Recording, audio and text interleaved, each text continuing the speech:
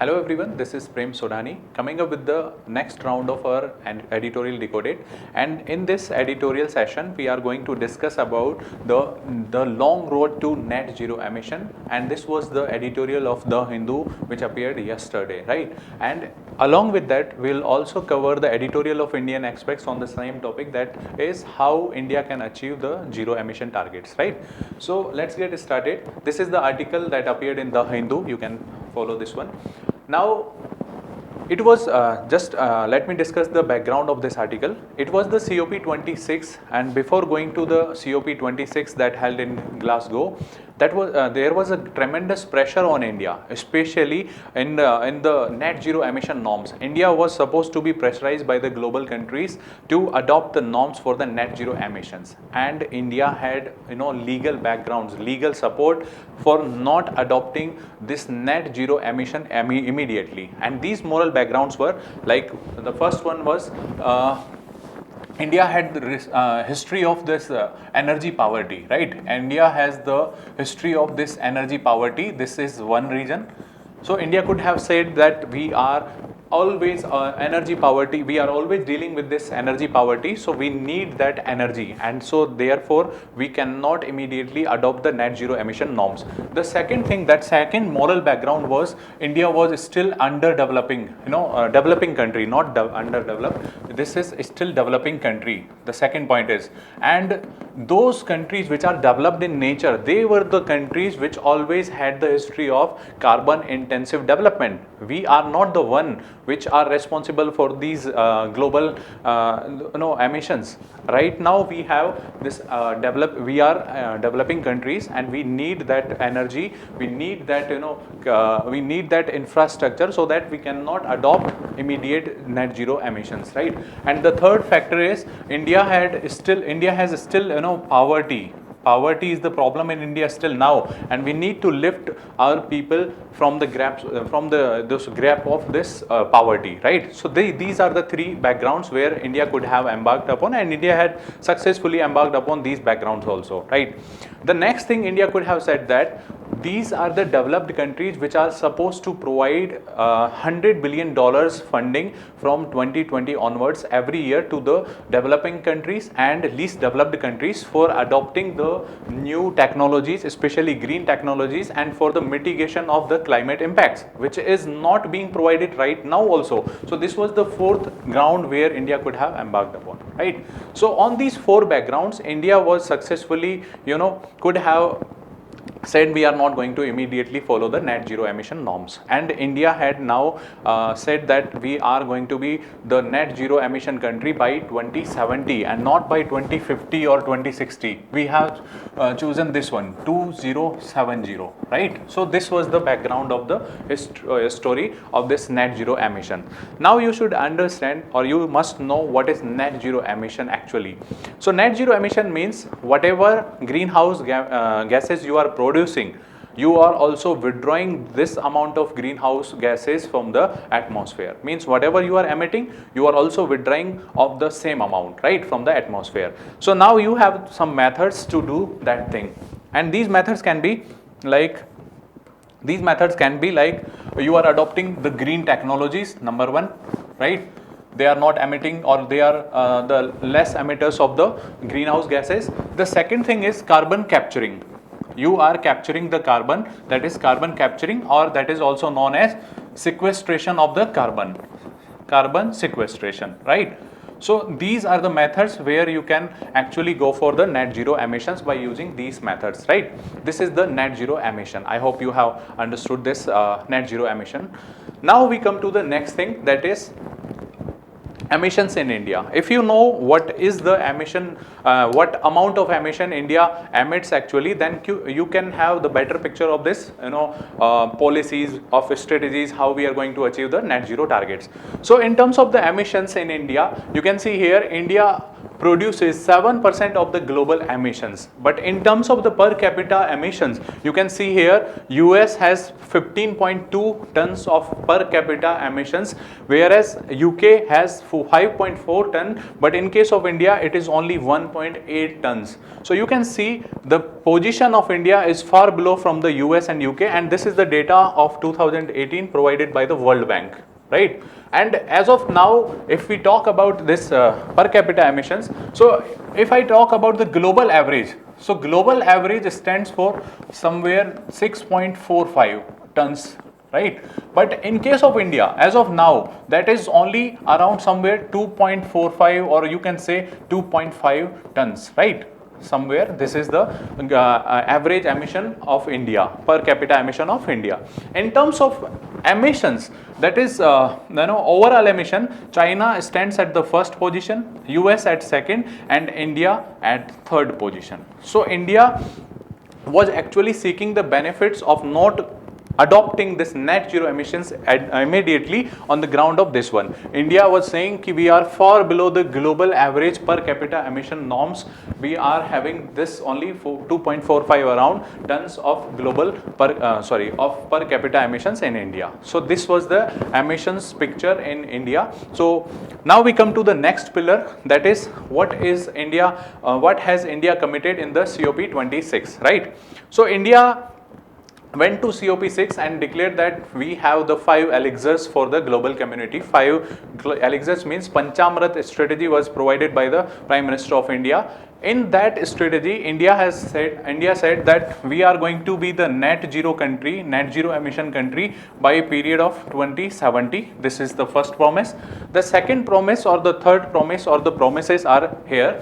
So in Paris climate deal, India had committed some of the targets under the INDCs, right? So the first target was, India said that the renewable energy resources would be producing somewhere 175 gigawatt of the energy by 2030, and this target is further raised to 500 gigawatt under this COP26, that is Glasgow meet. This is the first target.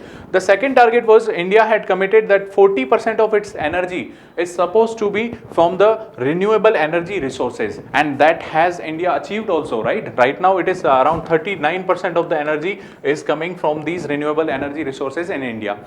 This target is further raised to the 50%. The third target, that is, India was supposed to decarbonize its economy by 30 to 35% under Paris climate deal, but this is further raised to the 45%. Now India is going to decarbonize by 45%, and this was the first promise. These are the 3 promises, and this is the 5th one, that is, India is going to decarbonize its economy by 1 billion tons of greenhouse gas emissions, right? So these are the 5 promises that India had committed in the COP26, and that is said Panchamrita Strategy, or 5 elixirs commitment from the India, right? So this is the Glasgow's 5 elixirs, or the Panchamrita Strategy. Now if we come to the immediate challenges, so what is the India's emission picture? We have seen that one in our earlier PPT, but here you can also see, if we talk about the short term, so in short term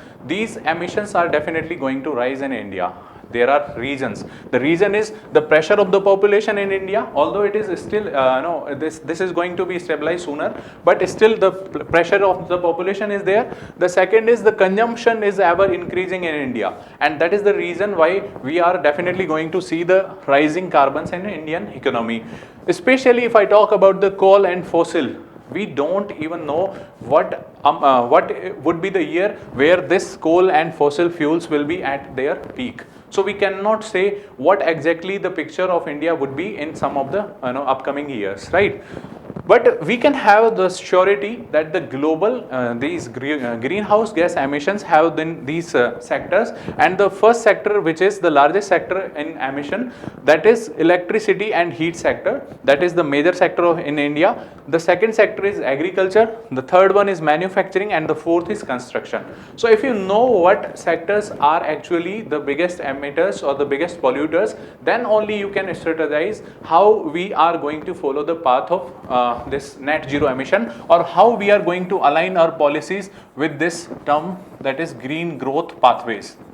Growth pathways, how we can go with these pathways, that you can only know if you know the better picture of your greenhouse gas emissions, right? So these are the sectors, you can remember these sector wise also. Now we come to the next section of this editorial that talks about what India should have to follow in order to achieve the net zero emissions by 2070. What are the areas where India need to work upon?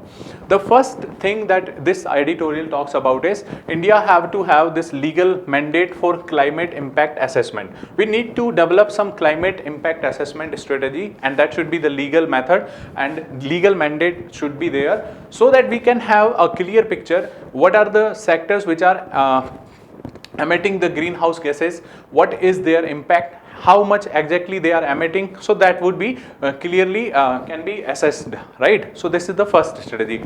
With this, there are some other benefits are also associated with this point. The first would be the investments, especially I can say the green investments, green funding would be there in India, and that will be increased, right? This will be increased. The second thing I could say, the investment, we have seen this one, green funding would be the most important factor, that would be definitely increased. The second thing is the CDM, that is Clean Development Mechanism of this Kyoto Protocol. Under this mechanism, India is one of the biggest receiver of the fundings, especially in Clean Development Mechanism projects. So they will further be increased. This is the second benefit of this first point. So India should go with this legal mandate for this climate impact assessment. This is the one point. The second point this editorial talks about is the rooftop solar energy. India had this potential of rooftop solar energy, but still we are not using this potential. We have only somewhere 7,000 megawatt of installed capacity, especially in this sector. There are some regions, and especially the states are not that much cooperative in this sector. Even if this sector is becoming competitive, because of the states discoms, because of the states regulation, this solar rooftop power technology is not fully utilized in India. So we need to deregulate, or we need to have some independent regulator, so that the tariff, number one, tariff could be better, that can be made efficient one. The second is the power purchasing agreements, especially with this DISCOM and with this decentralized power, or we can say these decentralized power mechanisms as distributed. These are generally known as distributed renewables, right? Distributed renewables. So if we need to, if we are supposed to fully utilize this particular sector, we need to have this efficient distributed renewables. With that background, we also need an independent regulator, states cooperation, effective net metering, effective tariff mechanism, and effective implementation of power purchasing agreements with these especially green solar rooftop power technology producers, right?